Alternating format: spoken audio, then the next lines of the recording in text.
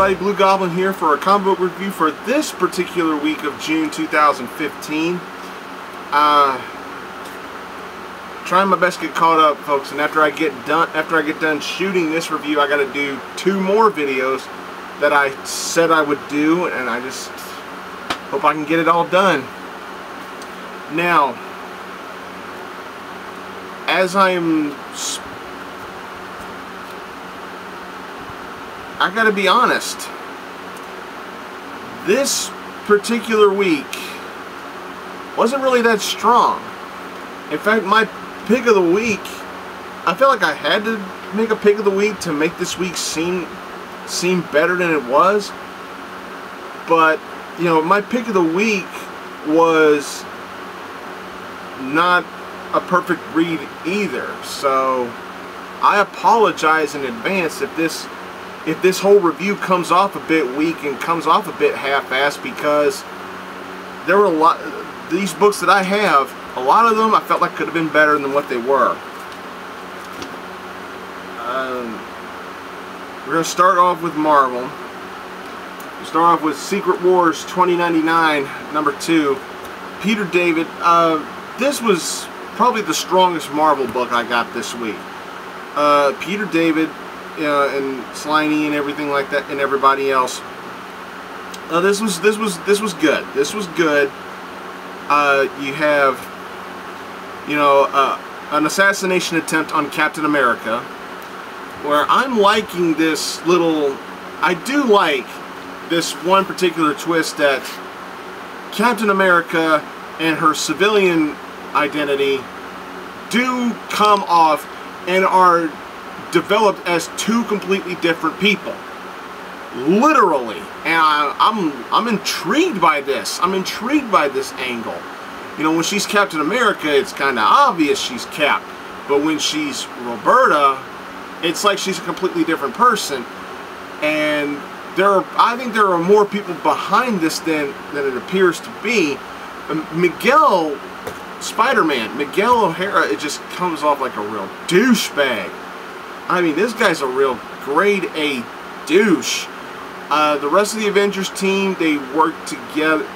They don't function well together because there is some animosity there.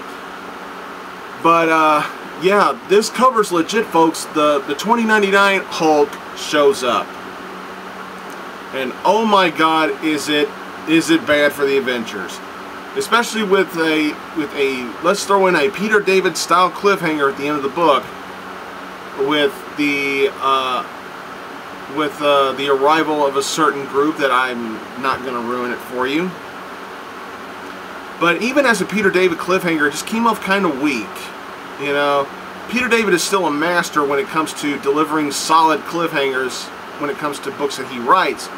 But even this came off feeling a bit weak. The cliffhanger was a reveal of something I already knew was coming. And that kind of hurts it a bit.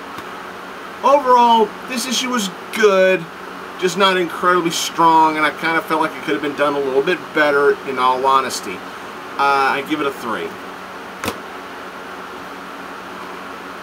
Moving on to Spider-Gwen, number 5. Get a good look at this, folks, because apparently I don't get on the internet enough.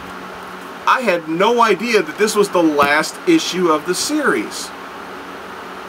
Yeah, we're going to give Gwen Stacy Spider-Woman, and we're going to call her Spider-Gwen. We're going to give her an ongoing series. It's going to really dig out this character.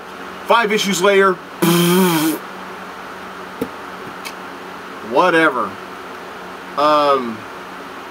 Jason Latour and Rodriguez. This issue was good. Easily, the star of this issue was Matt Murdock. Oh my God, he was easily the most interesting and the most gripping character of this issue. Oh my God, what an interesting twist to this guy's character in this particular reality. Fantastic. I loved that. But the rest of the book was just kind of the Mary Janes, the Felicia Hardy and the Black Cats rivalry. I didn't care. The only thing that sparked any interest out of me was Matt Murdock. And then, boom, series is done. It's over. 5 issues and it's kaput. Wow, Marvel, thanks for wasting my time. Just 5 issues and you're already calling it a day. You marketed this as an ongoing series. I know everything's going to change with Secret Wars, but that doesn't mean you had to end this series. You could have picked things back up once Secret Wars was done. Maybe some changes would have been done, you know, or whatever. But just 5 issues? That's not an ongoing. That's a mini-series.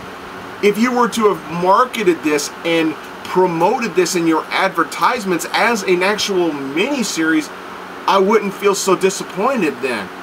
But when you market this as a monthly ongoing series and then just end it 5 issues in, I kind of felt like, what was the point? I honestly did. And I like seeing Gwen Stacy with spider powers. It's an interesting twist. It's an interesting what if that actually turned into an alternate reality that actually turned into a series. But just 5 issues in, I'm like, what was the point? I really honestly want to ask that. What was the point? If you weren't going to go long term with it, why even bother? Just a simple question. The issue overall was good for the most part, but, you know, just Murdock just stole the show. Easily stole the show. And was clearly the star of this issue. But the rest of the stuff was just meh for me. I give it a 3.5 though. Murdock definitely helped it. Alright, we're ending Marvel with Ultimate End number 2. Bendis and Bagley. The 2 guy, I still stand by this. It's the 2, Bendis and Bagley were the 2 guys that brought me into the Ultimate Universe, and they're going to be the 2 guys that ultimately take me out of the Ultimate Universe as we prepare to hit the Ultimate Reset button, pardon the pun. But, yeah. You've got all kinds of crazy shit going on. You still got Tony Stark fighting with himself. Still arguing with himself. You've got Hulk versus Hulk. You got 616 Hulk against Ultimate Hulk in here. Just gripping stuff. Good writing. I honestly felt like some things could have been done a little bit better. But, you know, I did like the 616 Tony telling Ultimate Tony he shouldn't be drinking. I liked that. But the rest of the stuff, I just felt like it could have been a little bit better. Maybe I'm asking for too much. Maybe I am. But I just wasn't feeling it as much as I felt like I should. I give it a 3. Alright, we're going to DC. Starting DC off with Batman number 41. This is the beginning of the new status quo, or the temporary status quo until DC brings Bruce Wayne back. But the new Batman.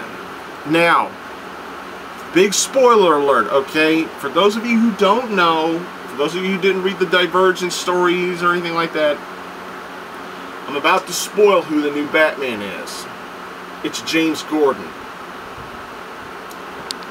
And, you know, even Jim's like, I'm 46 years old, and I'm not in the best of health. Why should I be Batman?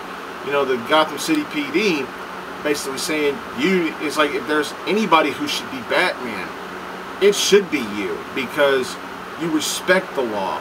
You try your best not to work outside it. You try your best to uphold the law and fight for what you think is right. If anybody should be Batman, it should be you.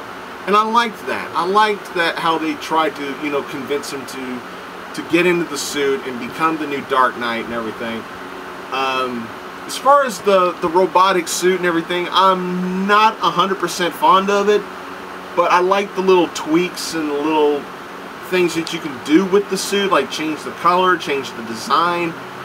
And plus we get to see that there's a bat suit inside this robot suit. And I gotta be honest, I'm loving the actual bat suit that he wears when he's not in the robo suit a hell of a lot better than the robo suit. I really like it. Now, as far as my thoughts on Jim being Batman, this is only the first time I'm seeing it, because I read this before I read this. But so far, not bad.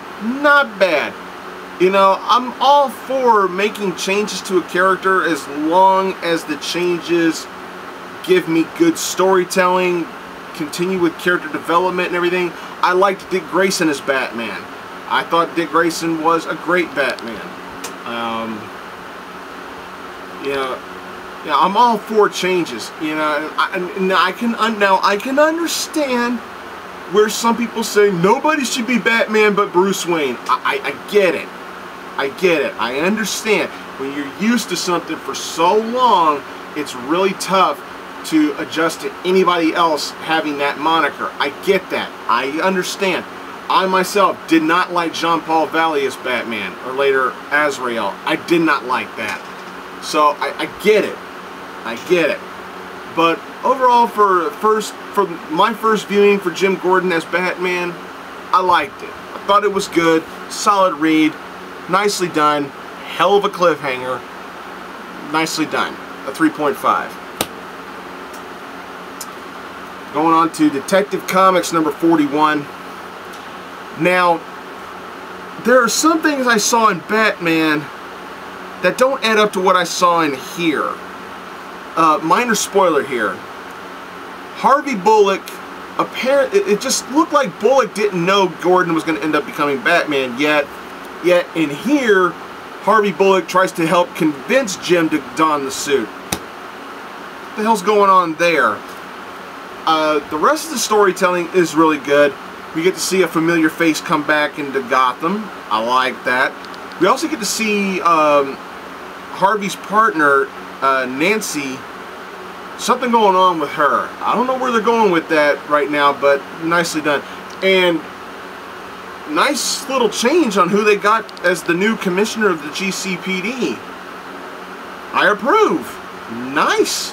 It keeps her in. It keeps her character relevant. Well, I probably just might have accidentally spoiled who it is, but it keeps the character relevant, keeps the character in the stories and everything, and you could possibly go somewhere on further down the line with another certain character in the Bat family. Not bad. Not bad. This was a pretty decent issue for what it was, despite this whole mix-up with Harvey Bullock.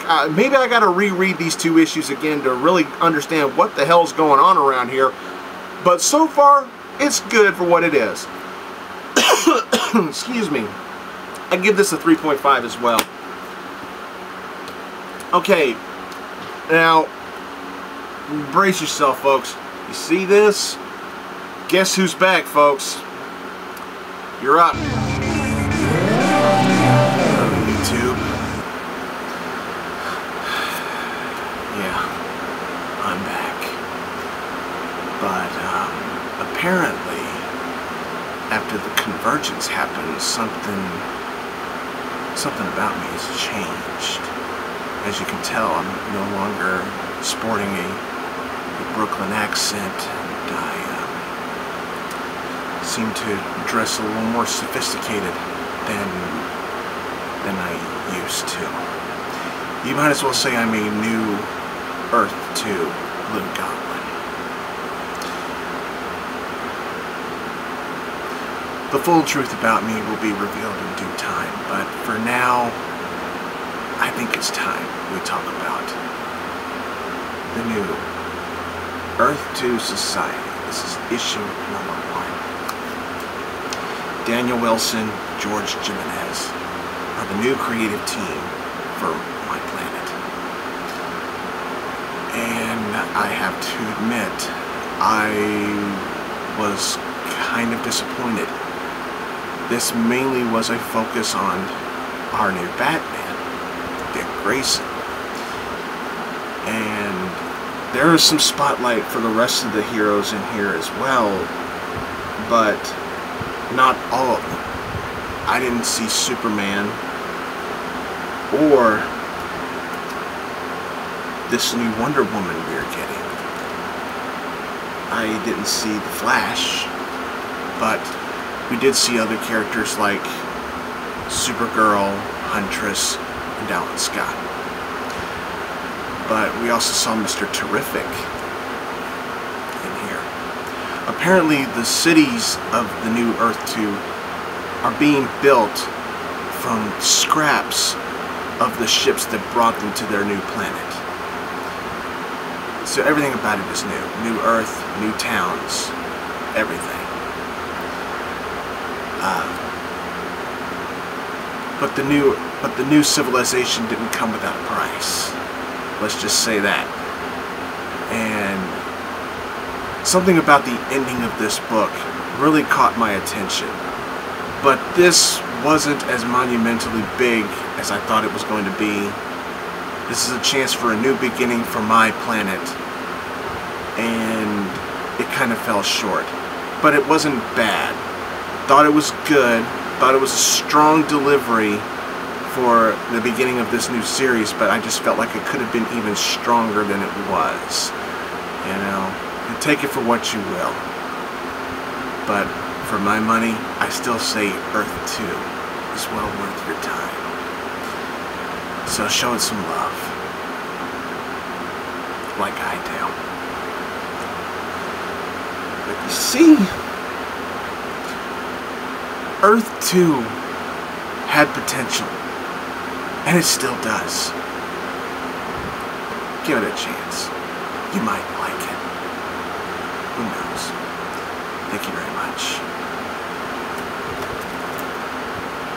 Back to my Earth Prime counterpart, if you will. So long, everybody. Wow. That was not what I was expecting. What the fuck happened to his voice? I could barely hear him, but it's good to have you back, even though I'm no longer able to telepathically communicate with him anymore. Maybe that convergence really did something there. I don't know. But yeah, Earth 2 Society. You know, I think it could have been done better than what it was. But it was a decent read, even if most of the focus was indeed on Batman. But a decent beginning nonetheless, and I thought it was alright for what it was. My pick of the week for this week is Harley Quinn, number 17. And even that was a stretch. I didn't know if I was going to make it this or... I didn't know if I was going to make it this or one of the Batman books, but considering the screw-up with Bullock and the Batman books, and I'm not sure where they're wanting to go with Jim Gordon as of yet, I decided to make this my pick of the week because it's still... Everything I said about the Harley Quinn series is still standing true. It's still fun. It's still enjoyable. It's really, really well told. Just really good stuff. And before I talk about this particular issue, I want to say a little something here. I learned from one of my friends online on my Tumblr page. I learned from my friend Samantha, the finger fucking female fury, if you want to know her name. But she's an open and proud lesbian. I found out through her that DC has officially stated that Harley and Ivy are officially a canon couple. They are officially recognized girlfriends. They just don't have the strings of jealousy or monogamy to them. But they are now officially stated as a canon couple. We're talking about more than friends, folks. And all I can say is, bravo, DC. You finally had the balls to say it. I approve, DC. Nice job. I'm actually proud of you for actually stepping up and saying, you know what? Fuck all these rumors. Fuck all these fan fictions. Let's just go ahead and say it that they're a fucking couple. I like that. Even though Ivy is nowhere to be seen in this issue, I just wanted to say that before I talked about this book. This issue, though, was good. This was really good. But like I said, a pick of the week is a book I enjoy. My pick of the week is the book I enjoy reading the most. I've always said that, and this was it. You know, the Harley gang, they're off doing what they think that they're doing, that they should be doing. They're offering vigilante justice, and Harley herself even goes to the mayor's office, the mayor of the town she lives in.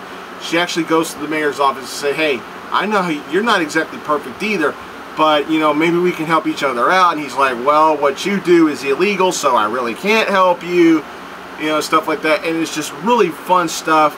The reveal for the next villain cracked me up.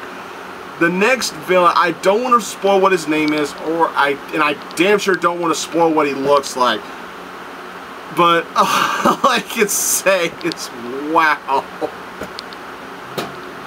You know the next issue is going to be littered with jokes. Oh my god.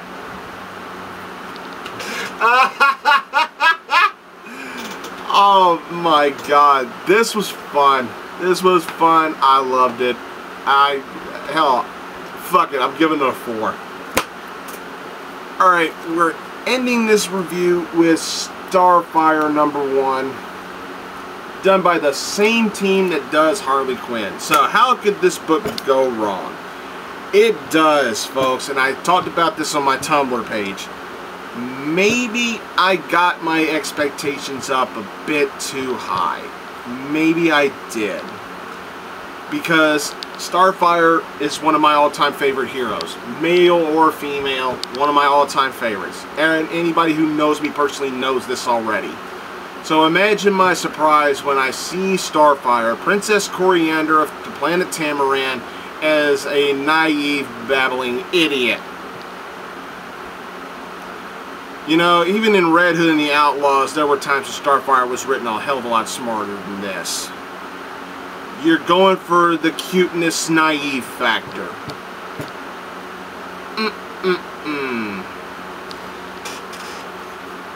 Starfire has been on this planet enough to know what the fuck's going on. She knows, she's been on this planet long enough to understand some things, and the way the story is written, it just comes off like Starfire probably crash landed on this planet maybe a week ago, and she's just now learning shit that I feel like she should already know. She should already know about jobs, about living, and expenses and everything. She just came off so naively stupid in this issue, it kinda hurt. I'm all for Starfire getting another series. I really am.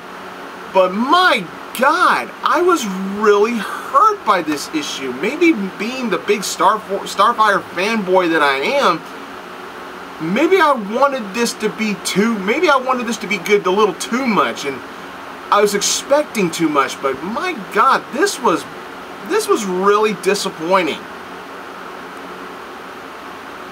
I'm even contemplating whether or not I even want to stick with this title. That's how disappointing this first issue was. I mean, it wasn't god-awful. It wasn't bad to where I want to throw it and, you know, and cuss more than George Carlin does, but or did, excuse me. God rest his soul. But the fact is, man, this was bad. I mean, like I said, it wasn't god-awful, but man, it sure wasn't anywhere close to good. I love Starfire, but maybe I love her too much, and I want her to be too good. But this is just, wow.